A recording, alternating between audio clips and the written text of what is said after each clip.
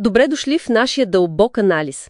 Днес се гмуркаме в един, доста специфичен технически доклад. Да, от Електроинститут Милан Видмар. Засяга атмосферните разряди около стадион Българска армия. Точно така, за юни 2025. И важното е, че данните са от системата Скала. Която има 98% ефективност при засичане на мълнии над 5 кА. Значи говорим за сериозните удари. Да, не за слабите. Целта ни е да разберем какъв е реалният риск за стадиона въз основа на тези данни. И има какво да се види. О, да. Нека започнем, защото веднага изкача нещо, доста неочаквано за концентрацията. Именно.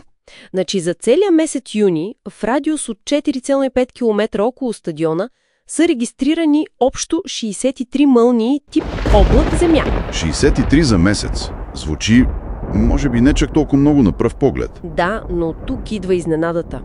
Почти всички, цели 61 от тези 63, са се случили в рамките на един единствен ден, на 27 юни.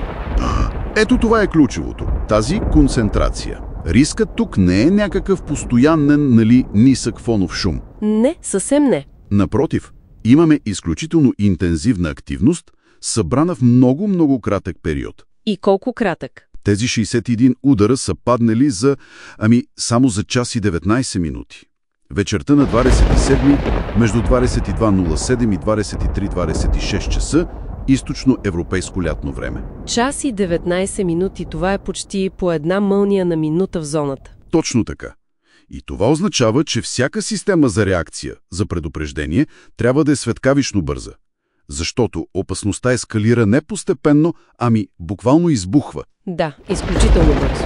И като споменахме опасност, като погледнем данните за близостта до самия стадион, става още по-сериозно. Да. Най-близката регистрирана мълния е само на 101 метра от центъра на стадиона. 101 метра. 101 метра. Това е направо на прага. Буквално. Вече не говорим за мълнии някъде в района. Не, говорим за директна непосредствена заплаха. Това е мълния номер 1 в доклада с измерени минус 10.80 кА. Да, минус 10.8 кА. Може би не е рекордна стойност като абсолютна мощност, виждали сме и по-силни. Но при такова минимално разстояние... Толкова близо. Силата на електромагнитното поле, индуцираните напрежения, потенциалните земни токове, всичко това става изключително опасно. Тук няма място за никакви компромиси. Никакви. И мълния защитата, и процедурите за безопасност трябва да са перфектни. А има и други доста близки удари, нали? Да, споменават се още две, една на 241 метра и друга на 390 метра. Пак много близо. Абсолютно. Всичко това в рамките на стадиона и непосредствената му периферия. Но не е само близостта. Доклада разглежда и вида и силата на разрядите. Уловена е и една по-рядка, но потенциално по-опасна, положителна мълния. Положителните, да, те са интересни. Номер 17 с измерени плюс 49.10 кА. Почти 50 кА. Това е сериозна стойност.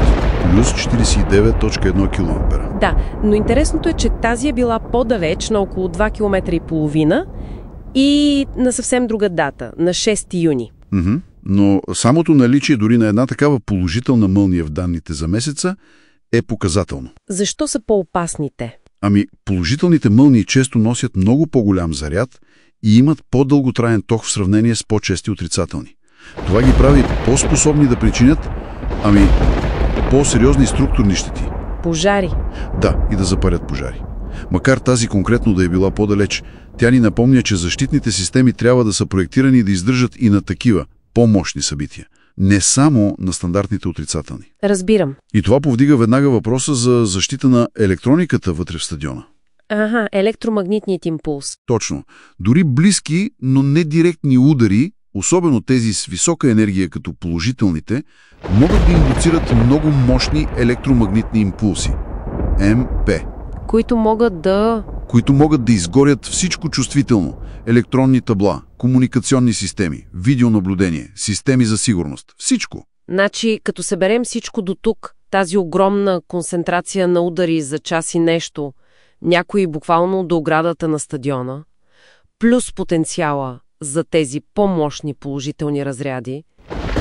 Какво е, така да се каже, крайното заключение от този анализ? Крайното заключение, според мен и според доклада, е доста ясно.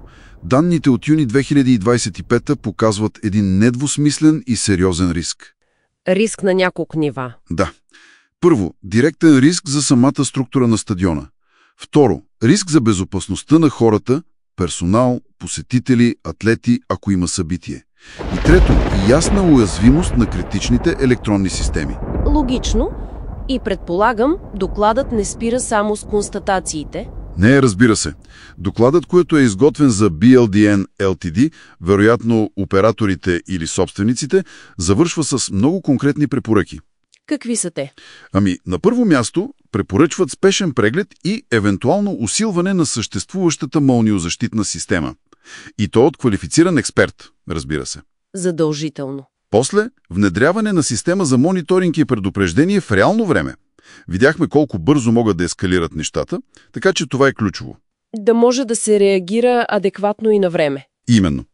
Също, разработване и редовно, наистина редовно, отработване на ясни протоколи за действие при гръмотевичова буря. Какво прави всеки, къде отива, кога се спира игра, ако има. Процедури. Да. И разбира се, оценка и защита на критичната електроника. Това става чрез инсталиране на устройства за защита от пренапрежение, така наречените SPD-та. За да не изгори всичко при близък удар. Точно. И на последно място, но не по важност, препоръчват да се продължи мониторингът в дългосрочен план. 1 месец е показателен, но не е цялата картина. Да, трябва по-дълъг период, за да се изгради пълна картина на риска. Значи, изводът от този едномесечен анализ е ясен.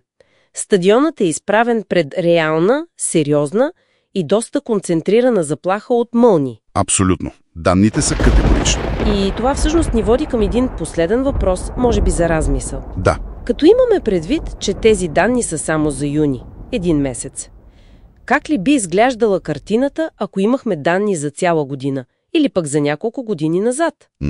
Това е важният въпрос. Дали тази невероятна интензивност от края на юни е някакво изключение, някаква аномалия? Или може би юни е типично пиков месец за този район? Или пък има и други такива пикове през годината? Да. Дългосрочното наблюдение би променило или потвърдило разбирането ни за сезонността и за реалния годишен риск точно в тази специфична зона около стадиона. Това остава да се види. Определено нещо, върху което си струва да се замислим.